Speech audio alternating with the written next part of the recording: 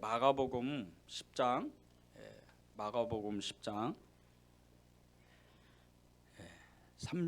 마가복음 10장 35절에서 45절, 마가복음 10장 35절에서 45절. 원래는 이렇게 마가복음 10장 1절에서 52절까지 읽어야 되는데 이렇게 줄여서 우리 마가복음 10장 35절에서 45절 요 구절만 읽겠습니다. 제 성경이 신약성경 72쪽입니다. 앞에 PPT에도 나오는데 우리 다 찾으셨죠? 우리 함께 합독하시겠습니다. 시작. 세베대의 아들 야고보와 요한이 주께 나와 여짜오되 선생님이여 무엇이든지 우리가 구하는 바를 우리에게 하여 주시기를 원하옵나이다. 이르시되 너희에게 무엇을 하여 주기를 원하느냐. 여짜오되 주의 영광 중에서 우리를 하나는 주의 우편에 하나는 좌편에 앉게 하여 주옵소서. 예수께서 이르시되 너희는 너희가 구하는 것을 알지 못하는도다. 내가 마시는 잔을 너희가 있으며 너희가 받는 세례를 너희가 받을 수 있느냐.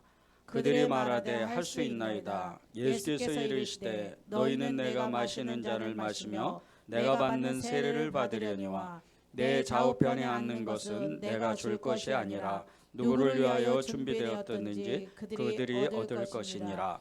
열 제자가 듣고 야고보와 요한에 대하여 화를 내거늘 예수께서 불러다가 이르시되 이방인의 집권자들이 그들을 임의로 주관하고 그 고관들이 그들에게 권세를 부리는 줄을 너희가 알거니와 너희 중에는 그렇지 않을지니 너희 중에 누구든지 크고자 하는 자는 너희를 섬기는 자가 되고 너희 중에 누구든지 으뜸이 되고자 하는 자는 모든 사람의 종이 되어야 하리라.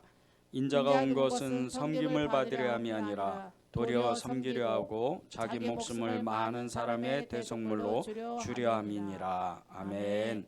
하나님의 말씀입니다. 아멘. 네, 우리 말씀 시작하면서 앞에 PPT를 잠깐 사진을 한 장 이렇게 보겠습니다. 그 앞에 이렇게 불을 꺼주시면, 불을 꺼주시면 이렇게 더 잘 보입니다. 이 사진이 노숙자 사진입니다. 노숙자 예수 이름이 붙어 있는 노숙자 예수 상입니다. 저 앞에가 이렇게 벤치가 있죠. 벤치가 있는데 그 벤치하고 그리고 그 이렇게 지금 그 저 사진에 나와 있는 이 모습들, 이 사진에 나와 있는 이 모습들 모든 이렇게 이불이죠. 이렇게 얇은 이불을 덮고 노숙자가 이렇게 이제 이불을 덮고 있는데 이게 청동 조각상입니다. 그 의자도 그냥 나무 의자가 아니고 청동으로 만든 조각상입니다. 근데 자세히 보시면 그 발을 한번 이렇게 자세히 보세요. 여러분이 보시기에는 이렇게 왼쪽이 되겠죠. 이렇게 이제 그 자세히 이렇게 보시면 발을 자세히 보시면 그 발에 이상하게 이렇게 구멍이 나 있죠. 그 발이 무엇을 의미하냐면요, 예수님의 발입니다. 이 조각상이 청동 조각상은 예수님의 동상입니다. 그런데 예수님이 노숙자로 지금 이렇게 소파에 의자에 이렇게 공원에 이렇게 벤치에 거기에 누워 계시는 겁니다. 얇은 이불을 뒤집어 쓰고 이 노숙자 예수 동상입니다. 그런데 이 동상이 어디에 있냐면요, 서소문 근린 역사에 그 서소문에 가면 근린 역사 공원 내 한쪽 구석에 이 동상이 있습니다. 이 작품이 전 세계적으로 유명한 이 공원에 곳곳에 이렇게 여러 나라 여러 도시에 곳곳에 이런 동상이 숨어져 있습니다. 이 작품을 처음으로 만들었던 사람이 캐나다 조각가인 티모시 슈말츠라는 사람입니다. 2013년도 토론토 대학에 이 청동상을 설치를 했는데 이 동상을 보고 노숙자 예수 이 동상을 보고 많은 도시에서 많은 사람들이 또 많은 국가에서 요청을 해서 지금은 전 세계 곳곳에 뭐 이런 공원이나 또 유명한 어떤 장소 이런 데에 이렇게 이 동상이 세워져 있습니다. 근데 이 조각상을 보고 처음 본 사람들은 많은 의아심을 갖고 의구심을 갖고 동상 가까이 이렇게 가보는데 그 동상의 의미를 깨닫고 나서는 굉장히 큰 충격을 받는답니다. 예수님이 어떻게 노숙자로 이렇게 오셨을까? 예수님이 어떻게 노숙자로 이렇게 변하셔서 이렇게 누워 계실까? 그런 마음을 갖는다는 겁니다. 그리고 대부분의 사람들이 이 조각상을 의미를 깨달은 대부분의 사람이 즉시로 하는 행동이 있는데 그 공원의 인근에 있는 노숙자들을 찾아가서 작은 도움을 준답니다. 이게 지금 전 세계에 예수님의 이 노숙자 예수님의 청동상을 보고 많은 사람이 이렇게 감동을 받는다는 겁니다. 그런데 이 조각가인 티모시 슈말츠라는 사람이 하나님을 얼마나 사랑하는지 하나님의 말씀을 붙잡고 영감을 받아서 이 조각을 했다고 합니다. 그런데 티모시 슈말츠라는 사람이 영감을 받은 말씀이 마태복음 25장 40절의 말씀을 붙잡고 이 조각을 제작했답니다. 마태복음 25장 40절을 읽겠습니다. 너희가 여기 내 형제 중에 지극히 작은 자 하나에게 한 것이 곧 나에게 한 것이니라. 예수님께서 제일 많이 말씀하셨던 것이 아주 작은 사람들, 아주 연약한 사람들, 특별히 이제 예수님을 찾아온 많은 사람들 중에 병자들이 많았었는데 가난한 사람들이 많았었는데 그 사람들에게 정말 예수님은 자신을 대하듯이 하나님을 대하듯이 그렇게 그들을 섬깁니다. 그래서 오병이의 기적이 일어났고 칠병의 기적이 일어났고 수많은 치유 역사가 일어난 겁니다. 거의 죽을 지경에 빠져 있는 사람들, 죽었던 사람들조차도 예수님이 고치시면, 예수님이 함께 하시면, 예수님이 명령하시면 다 일어나고 살아나고 병이 고쳐지는 겁니다. 그 중심에는 예수님이 가장 약한 사람들, 가장 병든 사람들, 가장 정말 소외되고 멸시받고 천대받는 이런 사람들을 사랑하셨다는 겁니다. 기독교 정신은 십자가입니다.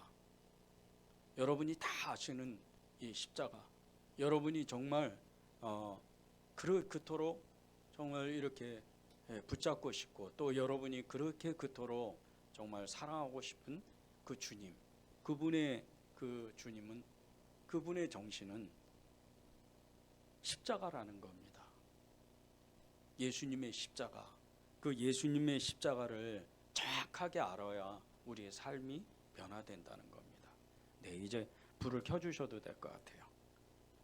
예수님의 십자가를 정확하게 알아야, 예수님이 그 십자가의 은혜가 무엇을 의미하는지 알아야 우리는 믿음으로 살 수가 있고 또 하나님 앞에 정말 우리가 믿음으로 반응할 수가 있다는 겁니다. 왜 믿음으로 살아야 하는지, 왜 인내하면서 용서하고 사랑해야 하는지, 왜 가난한 사람과 연약한 사람을 우리가 아무런 이유도 없이 도와야 되는지, 또 우리가 가지고 있는 것을 만족하면서, 우리가 가진 것을 만족하면서 그렇게 살아야 하는지, 왜 세상 사람들과 같이 그렇게 하나님이 없는 것처럼 그렇게 사는 사람들과 같이 살지 않아야 되는지, 이것은 십자가를 알아야만, 그 십자가의 은혜를 알아야만 살 수 있다는 겁니다.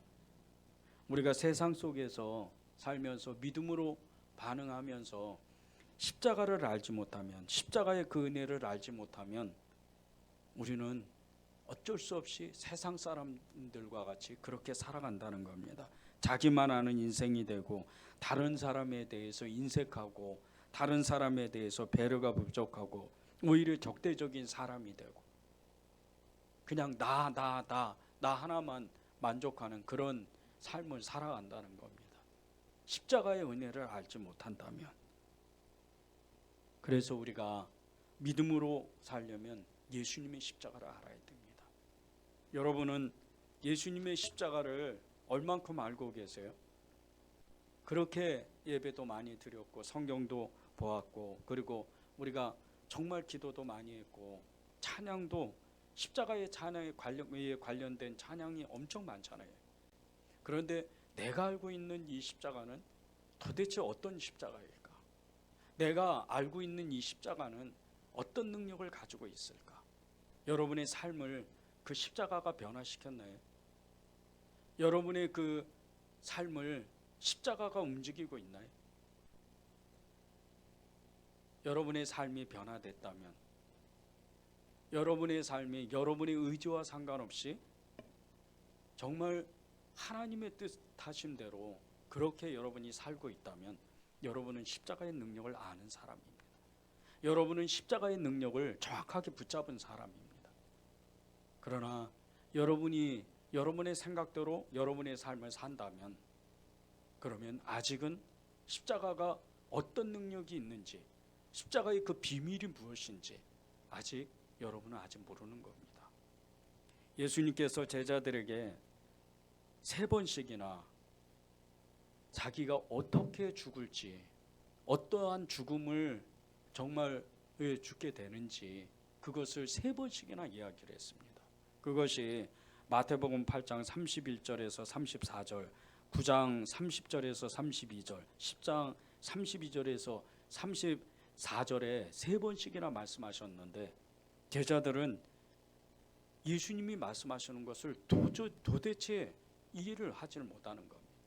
그때마다 예수님은 기적이 일어났고 또 하나님의 역사가 계속해서 예수님을 통해서 일어났는데, 그 표정만 보고 예수님이 행했던 기적만 쳐다보니라고, 그 기적만 감격하니라고, 그 순간만 감격하니라고, 예수님이 그 사이사이마다 내가 많은 사람들에게 붙들려서, 유대인들에게 붙들려서 십자가에서 죽을 것이다, 엄청난 고통을 받고 죽을 것이다, 그리고 사흘 만에 살아날 것이다, 그렇게 3번씩이나 이야기를 했는데도 제자들은 예수님이 말씀하시는 것을 알지 못한다는 거예요. 그 진정한 의미를 알지를 못했어요. 마태복음, 마가복음 8장 34절에 보면요, 주님께서 제자들에게 이렇게 말씀하셨어요. 너무나 뚜렷하게 말씀하셨죠. 그 십자가가 뭔지, 누구든지 나를 따라오려거든 자기를 부인하고 자기 십자가를 지고 나를 따라야 된다, 이렇게 아주 정확하게 말씀하셨는데조차도 아무도, 제자들 그 12명 중에 아무도 예수님이 무엇을 말씀하시는지를 알지를 못하는 거예요. 지금도 여전히 마찬가지입니다. 우리들도 마찬가지예요. 그렇게 예배를 드렸고, 목사요, 장로요, 권사요, 집사요, 정말 믿음을 오래 가진 사람들인데도 불구하고 예수님이 우리에게 말씀하시는 그 십자가를 잃어버릴 때가 너무 많다는 거예요. 예수님이 끊임없이 말씀하세요. 십자가가 어떤 것인지, 십자가의 고통이 무엇인지, 그 십자가의 보혈의 의미가 무엇인지, 십자가의 말씀이 어떤 건지, 그것을 끊임없이 말씀하시는데 우리는 그것을 잊어버릴 때가 너무나도 많다는 거예요. 왜 이렇게 우리가 예수님의 십자가의 그 말씀, 예수님이 그 십자가의 그 의미를 말씀하실 때 자꾸 잊어버린 줄 아십니까? 그것은 우리 안에 있는 연약함 때문에, 우리가 때때로 우리 마음대로 살려고 하는 그 마음 때문입니다. 우리가 예수님께 그 말씀을, 예수님의 말씀을 깨닫지 못하는 것은 십자가의 그 비밀을 볼 수 있는 눈이 완전히 가려져 있는 거예요. 그래서 바울과 같이 예수님을 믿는 사람들을 때려 죽이려고 말을 타고 담액색으로 그렇게 혈기등등해서 정말 죽음의 그 분노를 가지고 끝없이 달려가는 거예요. 그런데 우리가 때때로 그런 모습으로 살아간다는 거예요. 왜 우리가 나를 힘들게 하는 사람을 용서하지 못하고 내게 너무나도 나를 어렵게 하는 사람들을 정말 외면해버리는 그런 삶을 왜 사는 줄 아십니까? 우리가 그 주님을 자꾸 놓치는 거예요. 십자가에서 그 십자가의 그 고통 속에서 매달리면서 나를 지극히 바라보시고 나를 사랑하시는 그 주님의 눈을, 그 주님의 처절한 말씀을 자꾸 잊어버리는. 이제 며칠 안 있으면, 얼마 안 있으면 사순절이 시작됩니다. 매년 시작되는 이 사순절, 40일 동안 기도하고 40일 동안 집중해서 말씀을 읽고 40일 동안 하나님 앞에 주님을 만나려고 애씁니다. 그리고 부활절 날 주님을 뜨겁게 만나죠. 그런데 또 그러고 나면 또 시간이 얼마 지나가면 믿음을 잊어버려요. 매년 반복을 해요. 이 매년 반복하는 이 믿음을 보면서 주님은 우리를 어떻게 생각하실까? 저는 이번 부활절을 준비하면서 매년 반복되는 이 사순절을 맞이하지 말고 정말 새로운 마음으로 주님 앞에 정말 십자가의 길을 기꺼이 나아갈 수 있는 마음으로 새롭게 준비를 해야 되겠다. 그런 마음을 갖고 이 2023년도 부활절 주일을 맞이하려고 준비하고 있습니다. 여러분은 어떠세요? 여러분은 정말 하나님 앞에 십자가를 붙들기로, 늘 십자가로 살기로, 십자가의 말씀으로 살기로 여러분은 결단하고 계십니까? 작년이 아니에요. 어제가 아닙니다. 지금 내가 그 십자가를 계속해서 붙들어야 돼요. 제자들은 그것을 잊어버린 거예요. 지금 제자들에게 3년 가까이를 예수님은 계속해서 하나님의 나라를 가르치고 계속해서 이 십자가의 말씀을, 십자가의 그 고난에 대해서, 그리고 죽음과 삶에 대해서, 부활에 대해서 계속해서 제자들을 가르치고 계세요. 오늘 이 마가복음 10장 1절에도 그냥 예수님이 제자들에게 그렇게 말씀하시잖아요. 1절을 한번 보십시오. 예수께서 거기서 떠나 유대 지경과 요단강 건너편으로 가시니 무리가 다시 모여들거늘. 흩어졌다 다시 모였다 하는 이 무리들 가운데 그 모여든 무리들을 향해서 예수님께서 이렇게 말씀하시는 거예요. 다시 전례대로 가르치시더라. 다시 전례대로 가르치시더라. 늘 말씀하신 것을 가르치신다는 뜻이에요. 우리에게도 똑같아요. 오늘 우리가 말씀의 눈이 열리는 그 은혜를 받아야 돼요. 십자가의 능력을 취할 수 있는, 십자가의 능력을 가질 수 있는 그 은혜를 받아야 돼요. 다시 전례대로 가르치시더라. 예수님은요, 어떤 새로운 말씀을 가르치시는 게 아니에요. 여러분이 익히 다 알고 있는 말씀입니다. 예수님은 나를 위해서, 나를 찾아오셨고 나의 죄를 위해서 죽으셨고 나를 위해서 부활하셨고, 그리고 나를 그분의 삶으로 이끄셔서 영원한 천국의 삶을 살기 위해서 이 땅에서 사명을 감당하게 하시는 그 주님이 나와 함께 계신다는 거예요. 늘 이 말씀이에요. 늘 이것이 반복되는 거예요. 그런데 우리가 작년에는 성령 충만하고, 작년에는 믿음 좋다가, 작년에는 헌신하다가, 작년에는 봉사하다가, 올해는 또 잊어버리고, 올해는 또 믿음이 연약하고, 또 내년에는 믿음이 충만하다가, 이렇게 살면 안 돼요. 우리는요, 하나님 앞에 십자가의 비밀을 늘 알고 그 눈을 열어서 정말 담액색에서 그 눈이, 비닐이 완전히 떨어지고 정말 일평생도록 한 번도 뒤로 물러가서 침륜에 빠지지 않았던 이 바울과 같이, 베드로와 같이, 그리고 믿음의 사람들과 같이 하나님께 쓰임받는 인생이 돼야 돼요. 그게 십자가의 능력입니다. 오늘 여러분이 정말 주님과 그 멀어졌던 그 믿음의 간격을 좁히는 은혜를 받아야 돼요. 그러려면 우리가 두 가지를 행해야 되는데, 첫 번째는 그 말씀의 능력, 생명의 능력을 받아야 돼요. 1절과 2절에 보면 바리새인들의 이야기가 나오고, 그리고 17절과 27절에 보면요 부자 청년의 이야기가 나옵니다. 이 바리새인들의 이야기는 다른 게 아니에요. 하나님의 말씀을 가진, 율법을 가진 이 바리새인들이 예수님을 시험하려고 했지만 예수님은요 오히려 반대로 이야기를 하세요. 율법을 가진 사람, 말씀을 가진 사람이 중요한 게 아니라는 거예요. 그 말씀을 가졌으면 그것을 행동해야 된다는 뜻이에요. 보세요. 5절에 보면 너희 마음이 완악함으로 말미암아, 이런 말씀이 있어요. 그런데 예수님께 이 바리새인들이 물었던 게 뭐냐면요, 부정한 아내를 버리는 것이 옳은 것인지 아닌지, 이혼해야 되는지 아닌지를 이 질문을 합니다. 아주 곤란한 질문이잖아요. 아직 죄가 드러난 것도 아니고 부정한 것이 드러난 것도 아닌 사람도 있을 텐데 그것을 아주 애매한 질문을 하는 거예요. 율법은 그렇게 돼 있으니까, 말씀은 그렇게 돼 있으니까. 그런데 이 말씀의 질문의 요지를 예수님은 너무나도 정확하게 알았어요. 그들의 완악한 마음을 알았어요. 그래서 5절에 그렇게 말씀하시는 거예요. 너희 마음이 완악해서 그런 질문을 한다는 거예요. 그런데 이것이 그 유대인들, 이 바리새인들을 미워서 그렇게 말씀하시는 게 아니에요. 9절을 보십시오. 하나님이 짝지어 준 것을 사람이 나누지 못할 것이다. 이 말씀은요,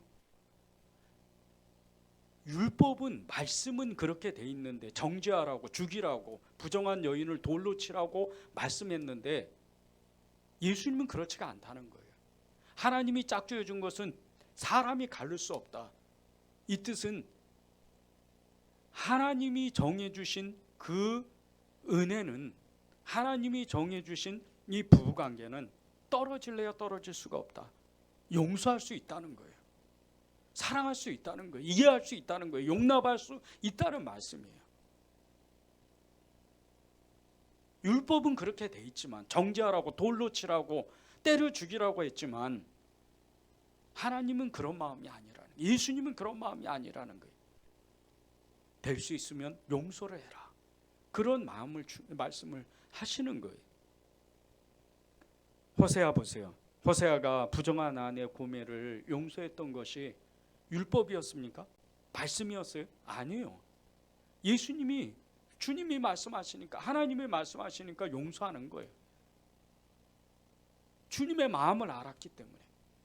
이스라엘의 백성들을 향해서, 사람들을 향해서 주님을 떠났던, 하나님을 대적했던 사람들에 대한 그 마음을 알았기 때문에 그 아내 고멜을 용서하는 거예요. 베드로전서 4장 8절에 보면요, 무엇보다 뜨겁게 서로 사랑할지니 사랑은 허다한 죄를 덮는다는 말씀이 있어요. 말씀은요, 하나님의 율법의 말씀은, 하나님의 이 성경에 기록된 말씀은 무엇을 해라, 무엇을 하지 마라, 이렇게 돼 있어요. 그런데 그것을 진짜 행동하는 것, 그것을 진짜 실천할 수 있는 것은 사랑이라는 거예요. 말씀에도 사랑이 있어요. 말씀을 읽다가 그 말씀을 사랑하게 되면요, 말씀을 안 볼 수가 없어요. 그 말씀을 사랑하기 때문에, 그 말씀이 어떤 의미를 가지고 있는 것을 알기 때문에 그 말씀이 육신되어 오신 예수 그리스도라는 것을 그냥 알게 돼요. 그 주님을 사랑하니까 말씀을 읽는 거예요. 주님을 사랑하니까 그 말씀대로 살려고 애를 쓰는 거예요. 여러분이 그런 은혜를 받아야 돼요. 보세요. 우리가 교회에서나 가정에서나 직장에서나 만나는 모든 사람들이요, 나를 때때로 어렵게 하는 사람들이 가정에도 있어요. 직장에도 있어요. 이웃에도 많습니다. 그런데요, 그런 사람들을 인내하고 기다려주는 것, 이것은요, 말씀이 있는 사람이 아는 거예요. 처음에 조금 마음에 여유롭고 사람의 마음이 좀 선한 마음을 가지고 있는 사람들이 나를 힘들게 하는 사람들을 처음엔 좀 용납할 수 있어요. 한 번, 두 번, 세 번. 그런데 이것이 계속 쌓이다 보면요, 이해가 안 되는 거예요. 나중에는 화가 나게 돼요. 용서할 수가 없어요. 그런데 하나님의 말씀을 가진 사람, 그 사랑의 그 능력을 가진 사람이요, 그런 사람은 용서할 수 있다는 거예요. 이게 십자가의 능력이에요. 이게 십자가를 가지고 있는, 십자가의 말씀을 가지고 있는 사람의 모습이라는 거예요. 17절과 27절에도요 이 부자 청년의 이야기가 나오는데, 이 부자 청년이 하나님의 말씀과 자신의 그 가지고 있는 많은 재산들이 있었어요. 재산만 있는 게 아니에요. 재물만 있는 게 아니에요. 이 사람에게는 하나님의 말씀도 있었어요. 그 누구보다도 말씀을 잘 아는 사람이었어요. 그런데 이 사람이 왜 영생을 못 얻었을까요? 왜 영생을 가지질 못했을까요? 이 사람 마음에는요 하나님의 말씀이 있는 것이 아니었어요. 이 사람 마음 안에는 사실 이것도 좋고 저것도 좋은 여러 가지 마음들이 있었던 거예요. 한 가지만 있어야 되는데 하나님과 재물을 함께 섬기지 못한다고 주님은 분명히 말씀하셨는데, 그것은 정죄가 아니에요. 사실은요 하나님과 재물을 같이 섬길 수 없다, 이 뜻은 다른 게 아니에요. 이 부자 청년 이야기를 놓고 보더라도요, 이 부자 청년이 잃어버린 것이, 가지지 못한 것이 하나가 있어요. 사랑이에요. 하나님을 사랑하는 것 같죠? 아니에요. 말씀은 너무나도 잘 알고 있는, 살인하지 말라, 간음하지 말라, 남을 정죄하지 말라, 판단하지 말라, 선한 일을 해라, 말씀은, 온갖 말씀을 다 가지고 있던 사람이에요. 예수님이 그렇게 그 부자 청년을 바라보고 너무 사랑스러웠어요. 사랑스럽다고 말씀하셨잖아요. 그래서 제안을 한 거예요. 네가 결정을 해라. 네가 가지고 있는 재산을 가난한 사람에게 나눠주고 너는 내 제자가 돼서 나를 따라와라. 그러면 너는 영생을 얻을 것이다. 그렇게 제안을 했어요. 명령이 아니에요. 제안을 한 거예요. 그런데 근심해요.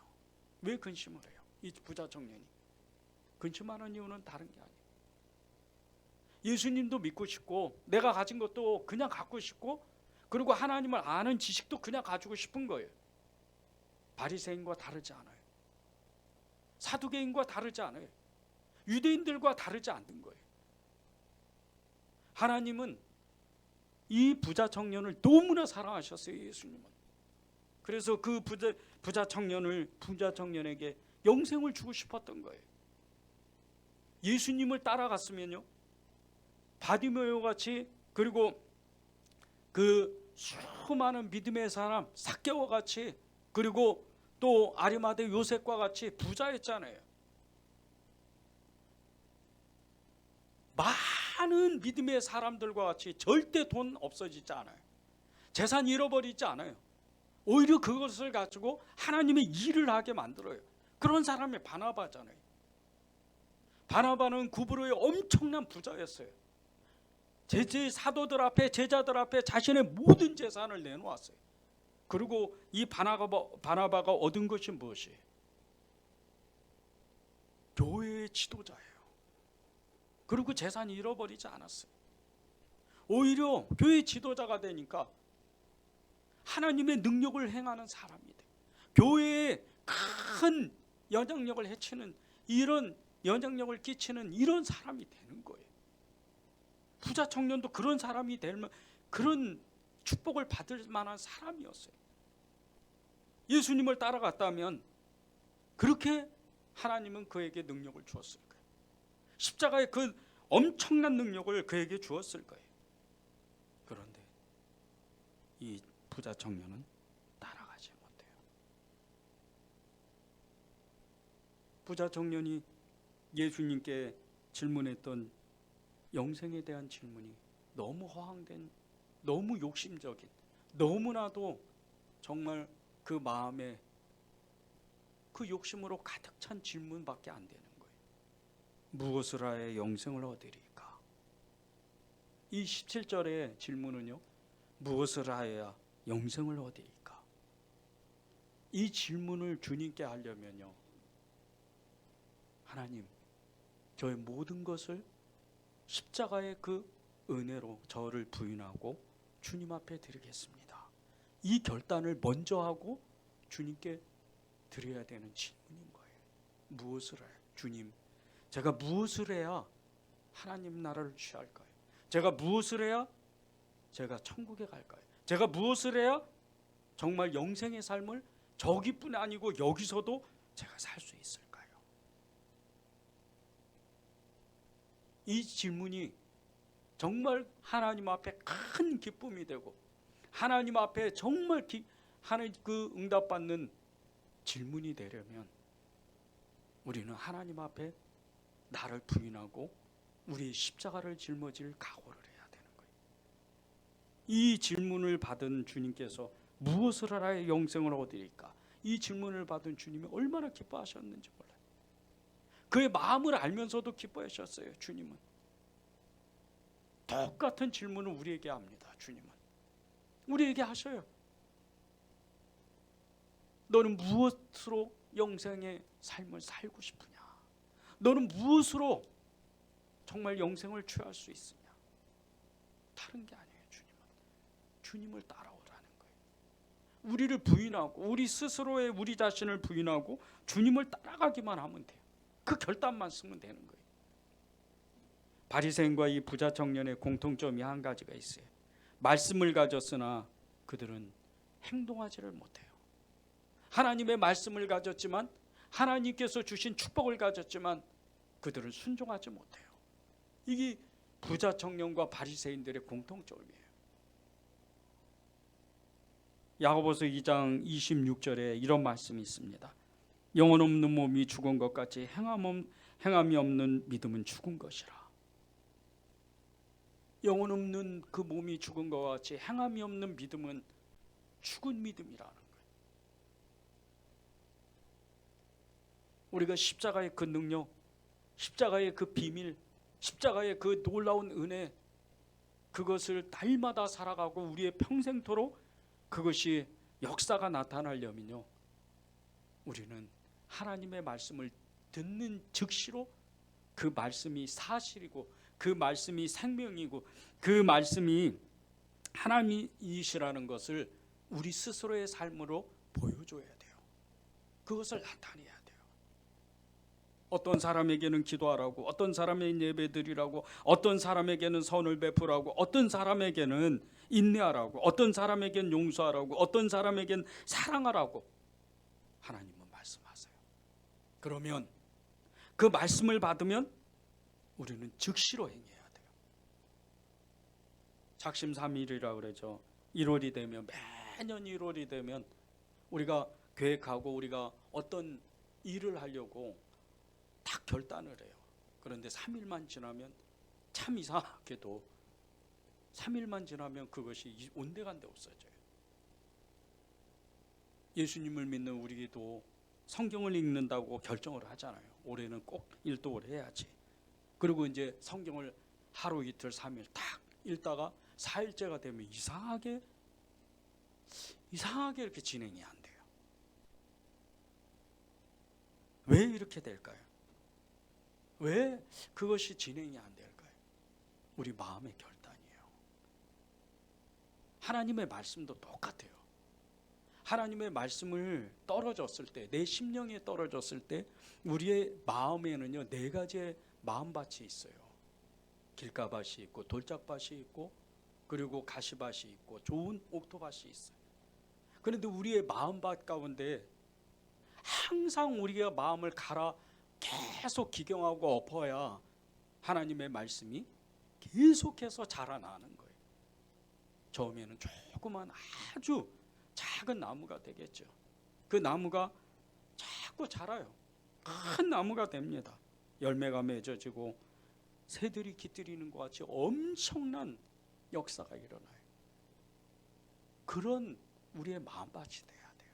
그러려면 우리가 계속해서 말씀을 실천할 수 있도록, 순종할 수 있도록 우리의 그 모든 체질과 기질과 우리의 시간들 하나님 앞에 순종하기를 결단해요. 훈련하는 겁니다. 이제 내일 모레 1월 30일이면 제4회 성경 통독을 마무리합니다.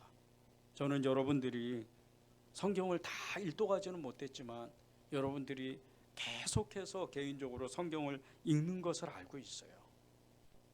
비록 일독을 못해도 여러분이 성경을 놓치지 않으면요, 여러분은 순종하는 사람이 되는 거예요.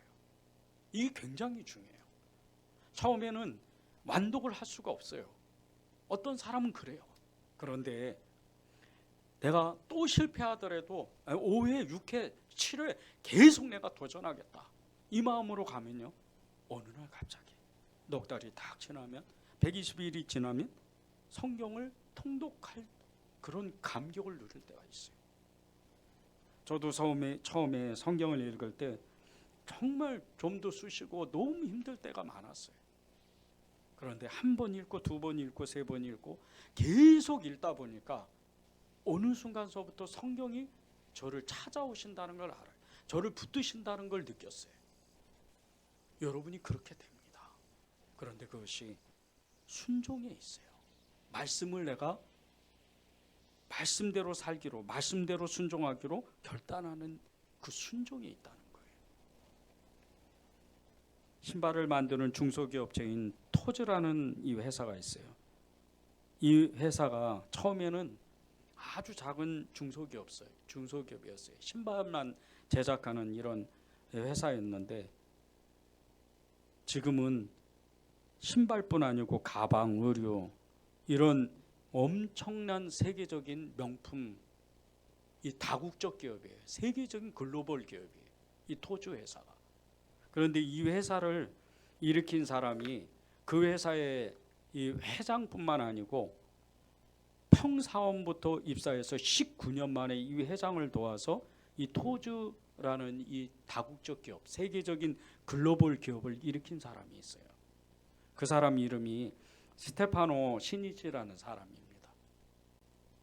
19년 만에 자기가 이 협력해서 도운 회사의 회장이 돼요. CEO가 되는, 19년 만에 평사원으로 이 입사를 해서 19년 만에 이 토즈 회장이 됩니다.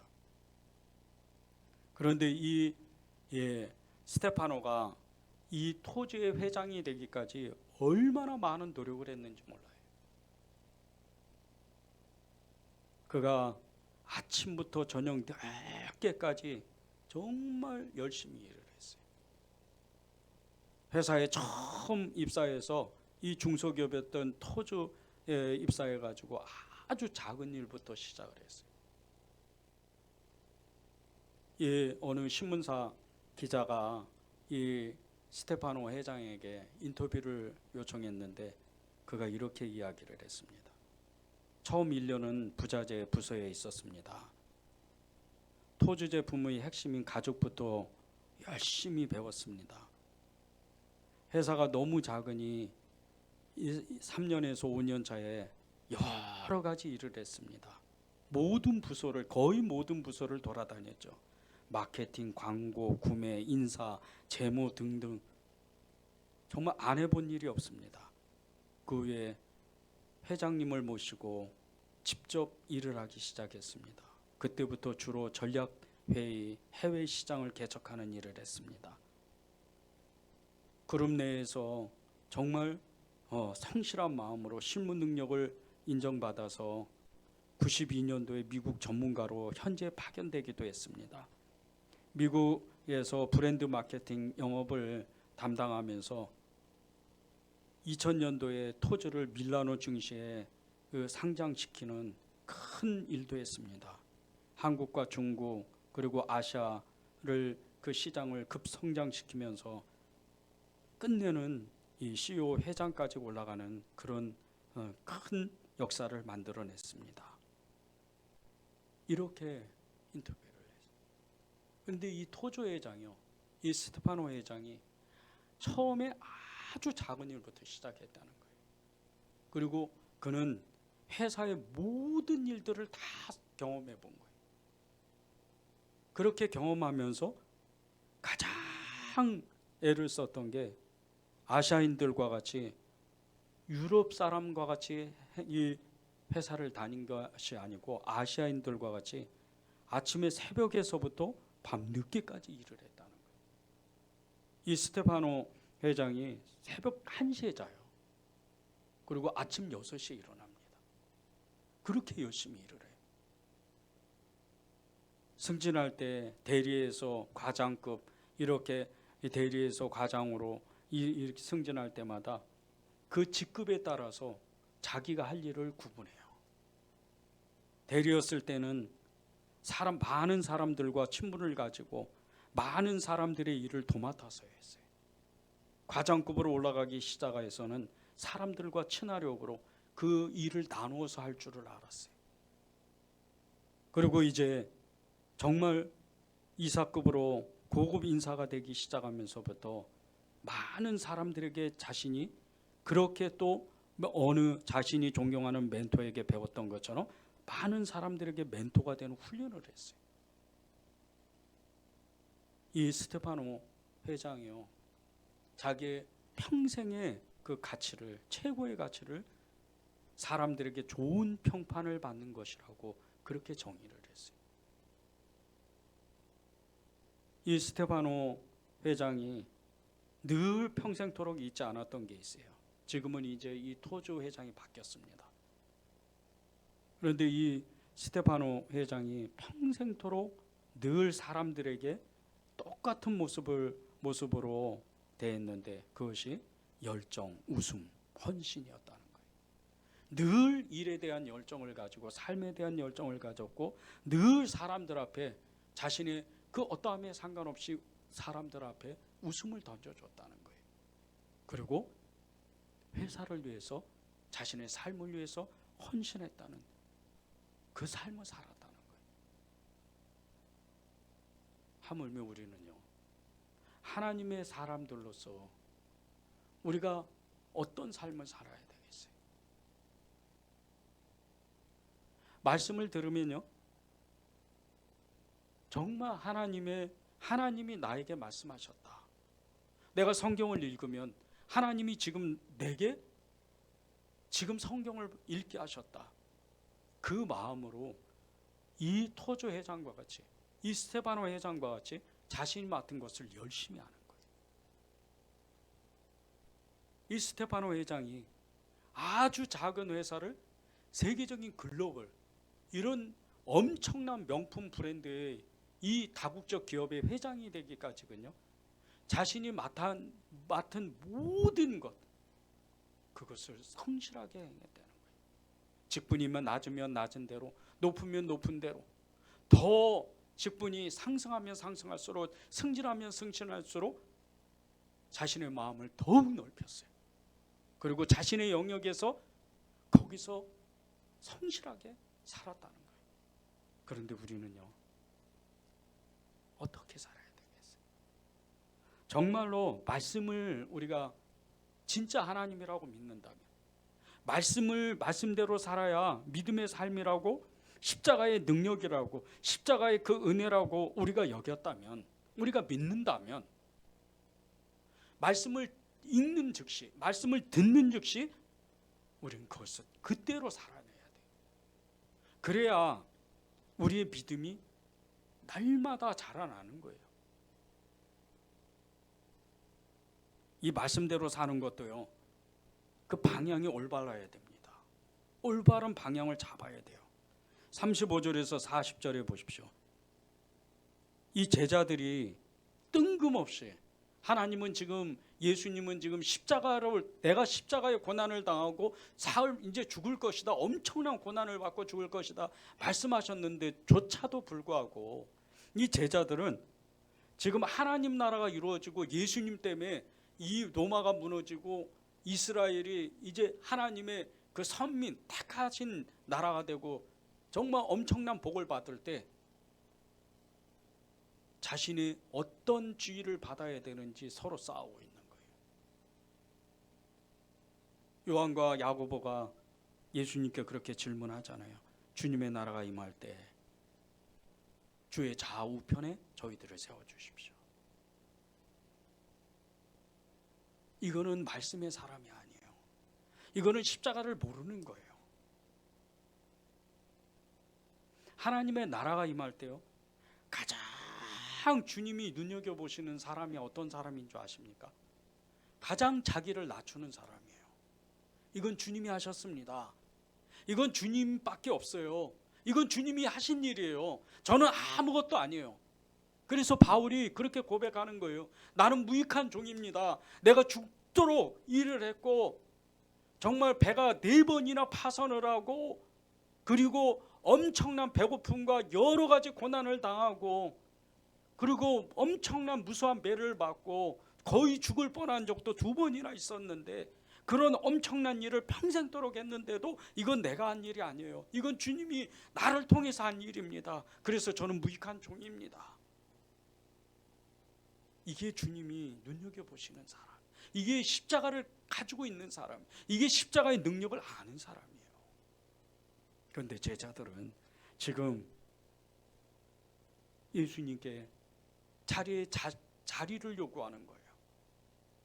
모르는 거죠. 말씀이 어떤 이 십자가의 비밀이 무엇인지를 알지를 못하는 거예요. 그래서 주님이 말씀하시는 거예요. 44절에서 45절입니다. 너희 중에 누구든지 으뜸이 되고자 하는 자는 모든 사람의 종이 되어야 하리라. 인자가 온 것은 섬김을 받으려 함이 아니라 도리어 섬기려 하고 자기 목숨을 많은 사람의 대속물로 주려 함이라. 이 마가복음은요,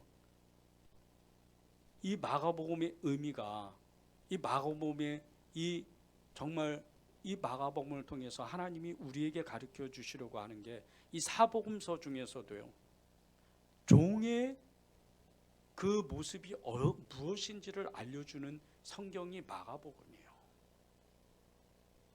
근데 주님이 친히 그렇게 하시잖아요.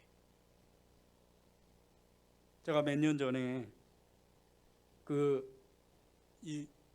어느 목사님이 정말 엄청나게 큰 교회를 이루다 거의 3,000명이 가까이 되는 교회 담임 목사님이었다가 어느 날 갑자기 그 담임 직분을 내려놓고 전 세계를 돌아다니면서 세수대야를 들고 발을 씻겨주는 그 사역을 하는 목사님의 그 이야기를 들었어요.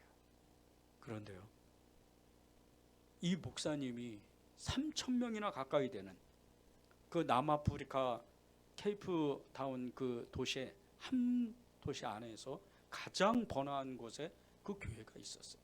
그런데 그곳에서 사역했던 그 엄청난 일들보다, 그곳에서 했던 그 목회 사역보다 목회를 내려놓고 담임직을 내려놓고 발을 씻으러 다니는 이 사역의 역사가 하나님의 예수님을 증거하고 복음을 증거하는 거에 더 큰 역사가 일어났다는 거예요.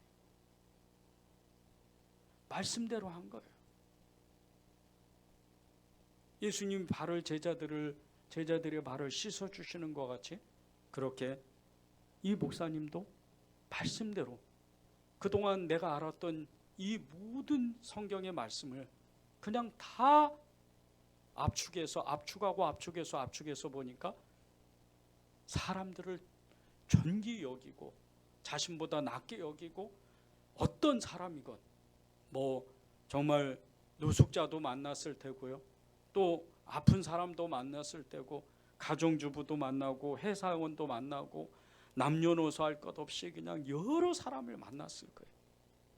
사람을 가리지 않고 모든 사람을 예수님처럼 대하면서 발을 씻어주니까 복음이 전해지는 거예요. 이게 주님이 우리에게 말씀대로 사는 능력을 주시는 비결이에요. 말씀대로 사는 것을 그 올바른 방향만 잡으면요, 말씀이 무슨 의미를 갖고 무슨 뜻으로 나에게 말씀하셨는지 그것을 알기만 하면 우리는요, 성경에 기록되어 있는 모든 사람과 같이 그렇게 살 수가 있어요. 그런데 그 비결이 낮아짐이에요. 주님의 말씀하신 것 같이 모든 사람의 종이 되라. 낮아지는 것도 그냥 종이 되는 게 그냥 낮아지는 것이 아니고 아예 종이 되라는 거예요. 내가 너희들의 종이 된 것 같이 정말 종이 되라는 거예요. 그런데 이 정말 쉽지 않은 게 내 자신을 낮추는 것도 쉽지 않은데 그 사람에게, 누구든지 그 사람에게 종이 되라. 이거는 어려워요. 이것은 하나님이 나를 붙잡지 않으시면 있을 수가 없는 일이에요. 그런데 이것을 정말 이 은혜를 받으려면요, 베드로와 같이, 바울과 같이, 요한과 같이, 스데반과 빌립과 그리고 여러 집사들, 바나바, 니고데모, 아리마대 요셉과 같이 그렇게 믿음의 사람이 되려면요, 우리는 말씀들을 듣는 즉시로 행동해야 돼요. 그 방향이 그대로 가야 돼요. 십자가의 길을 좌로나 우로나 치우치지 아니하고 그 말씀대로 그대로 따라가야 돼요. 그 말씀이 오늘 나옵니다. 46절에서 52절에 보면요, 맹인 바디메오의 이야기가 나와요. 나면서부터 맹인이었어요. 아예 눈이 안 보여요. 그런데 어찌어찌 하다가 주님의 소식을 들어요. 예수님의 소식을 들어요. 그리고 죽기 살기로 예수님 앞에 나와요. 예수님 앞에 나오면 자신의 눈이 띠띠 떠질 수 있다. 이 믿음 하나 때문에 나오는 거예요. 주님 앞에 나오면 나는 눈이 띄어질 거야. 내 눈은 뜰 거야. 그 믿음 하나 가지고 나오는 거예요. 목숨을 걸어요. 그런데 주님이 그에게 진짜 큰 은혜를 주시는 거예요. 52절 보십시오. 예수께서 이르시되 가라, 내 믿음이 너를 구원하였느니라 하시니, 그 뒤가 중요해요. 그가 곧 보게 되어 예수를 길에서 따르니라.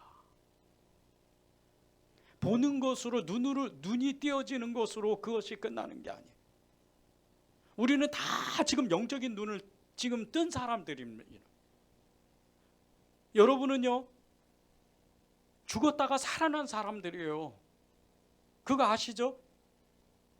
그 죽었다 살아난 사람들이 어떻게 살아야 돼요? 진짜 살아있는 사람처럼 살아야 돼요. 살아서 사는 게 아닙니다. 세상 사람들 사는 것 같아도 아니에요. 그들은 지금 지옥의 길로 가고 있는 거예요. 돈이 아무리 많고 명예가 많고 그들이 대통령이면 뭐 할 거예요? 그들이 진짜 명예를 가지고 엄청난 세상을 움직이는 어떤 권력을 가지면 무엇을 할 거냐고. 한 세상 살다 끝나는 거예요. 근데 여러분은 달라요. 여러분은 지금 주님이 눈여겨서 보시는 사람들이에요. 믿음을 가져야죠. 주님이 이 바디메오에게 아무것도 가진 것이 없던 이 바디메오의 눈을 띄어주니까, 이 바디메오가 눈을 뜬과 동시에 자신이 이미 결단한 게 있었어요. 눈을 뜨고 바로 예수님 못 쫓아갑니다. 예수님께 올 때 자기의 눈을 띄어주면 자기는 어떻게 할 것이라는 것을 이미 결단한 사람이에요. 나는 죽더라도 예수님을 따라갈 거야. 나는 그분을 사랑할 거야. 나는 그분의 말씀대로 살 거야. 이미 결단한 거예요. 예수님이요, 많은 사람들이 예수님을 믿어도요, 예수님이 눈여겨보는 사람들이 있어요. 예수님을 사랑하다 못해서 그분을 어떻게 하면 기쁘게 할까? 여름날에 시원한 냉수와 같이 그분의 마음을 시원하게 해주려고 애를 쓰는 사람, 어떻게 하면 십자가를 붙잡고 어떻게 하면 그 십자가 안에서 살으려고 애를 쓰는 사람,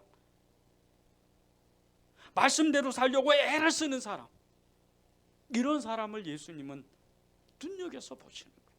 이런 사람이 진짜 제자라는 거예요.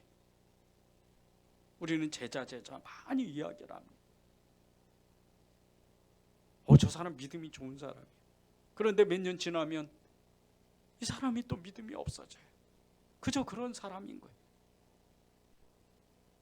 왜 이렇게 우리는 계속해서 자꾸 넘어졌다 일어났다 넘어졌다 일어났다 왜 반복하면서 왜 이렇게 믿음 없는 삶을 살아갈까요? 우리의 마음의 중심에요, 한 가지 결단해야 되는 것이 말씀대로 사는 방향성을 올바르게 정하는 거예요.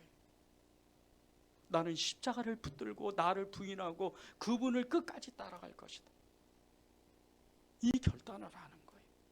그러면 주님은요, 이 바디메오에게 주셨던 그 은혜, 우리에게도 주시는 거예요.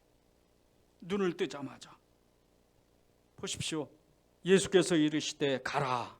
내 믿음이, 이미 그 믿음을 본 거예요.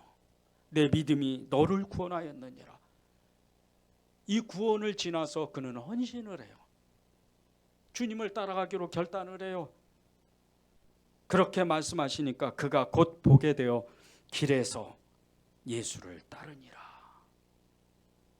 길에서 예수를 따르니라. 그 길가가 어디입니까? 수많은 사람들이 있어요. 수많은 사람들 중에 제자들도 있었어요. 그런데 그 제자들보다 지금 이 순간만큼은 이 바디메오의 믿음이 더 좋은 거예요. 더 순종적인 거예요. 더 하나님을 사랑하는 거예요. 왜? 즉시로 예수님을 따라왔기 때문에. 이 한 주간 동안 여러분이 정말 십자가를 붙들고 나는 십자가로만 살 거다, 이 결단하시는 그런 한 주가 되기를 정말 간절히 축복합니다.